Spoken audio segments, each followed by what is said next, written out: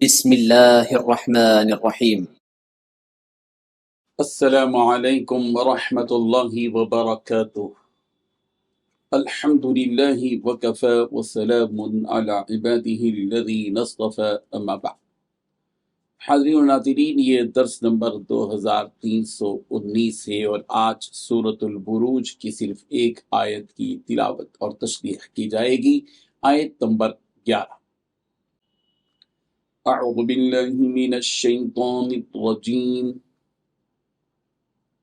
بسم اللہ الرحمن الرحیم۔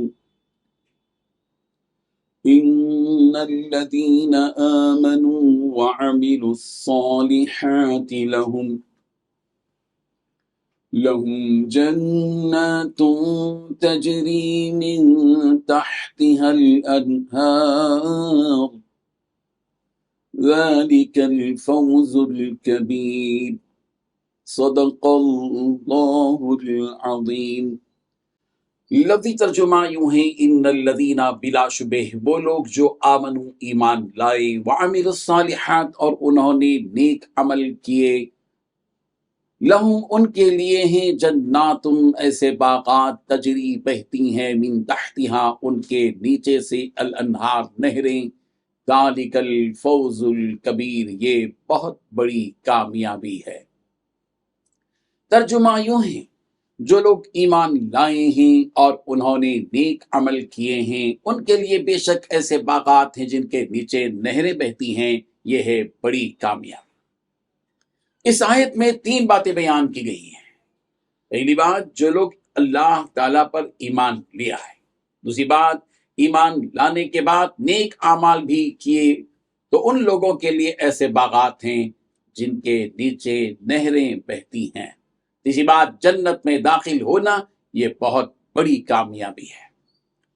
بزرگان محترم، ایمان لانا اتنا آسان کام نہیں ہے، اس لیے کہ ایمان لانے والوں کو ہر دور میں، ہر زمانے میں تکلیفیں، ایذائیں دی گئی اور انہیں ایمان لانے کی وجہ سے ہر طرح سے ستایا گیا اور ان پر مصیبتیں اور آزمائشیں آتی رہیں، جیسے کہ پچھلے واقعے میں کہا گیا۔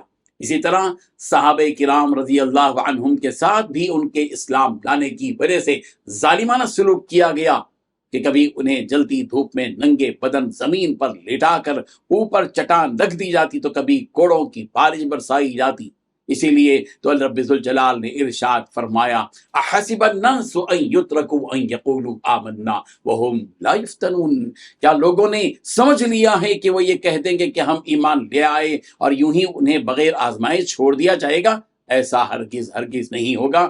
ایمان کا تقاضا اور ایمان کا لازمہ یہ ہے کہ اس کے ساتھ آزمائش کا معاملہ ہوگا۔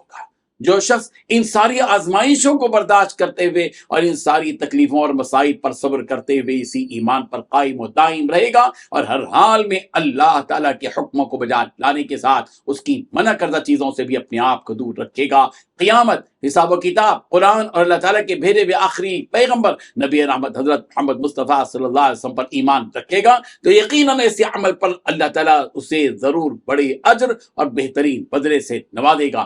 اسی حقیقت کو اس آیت میں رب ذوالجلال نے بیت بتلایا کہ جن لوگوں نے ایمان کو اپنے دلوں میں جما لیا اور پھر ساری زندگی اور ہر صورت میں نیک اعمال کرتے رہے تو ایسے نیک بندوں کے لیے اللہ تعالیٰ نے جنت میں ایسے باغات تیار کر رکھے ہیں جن کے نیچے ٹھنڈے اور میٹھے پانی کی نہریں بہتی ہوں گی، جن میں یہ ایمان والے بڑے عیش و آرام سے ہمیشہ ہمیش کے لیے رہیں گے۔ ایک طرف تو جلا کر خاک کر دینے والی جہنم اور اس کی آگ تو دوسری طرف آرام دہ نشستیں، ٹھنڈے میٹھے پانی کی نہریں، تو کامیاب وہی تو ہوگا جس سے ہمیشہ ہمیشہ کو سکون اور آرام میسر ہو جائے جو کہ ان جنتیوں کو نصیب ہوگا۔ اسی لیے رب ذوالجلال نے ارشاد فرمایا کہ اس جنت میں داخل ہو جانا ہی بڑی کامیابی ہے کہ اس سے بڑھ کر کوئی اور کامیابی نہیں۔ فمن زحزح عن النار وادخل الجنت فقد فاز، جسے جہنم سے بچا کر جنت میں ڈال دیا گیا تو یقیناً وہی کامیاب ہوا۔ سورہ آل عمران آیت نمبر 185۔ اللہ تعالیٰ اپنے فضل سے ہم سب کو یہ کامیابی عطا فرما دے اور رب ذوالجلال اپنے فضل سے ہم سب کو جنت میں داخل فرما دے۔ آمین۔ وآخر دعوانا ان الحمد للہ رب العالمین۔ ڈیلی درس قرآن کو سبسکرائب کیجئے، اپنے تاثرات اور مشورے ارسال کیجئے اور اپنے متعلقین کا گروپ بنا کر انہیں روزانہ درس قرآن بھیجئے اور اجر و ثواب پائیے۔ جزاکم اللہ خیر۔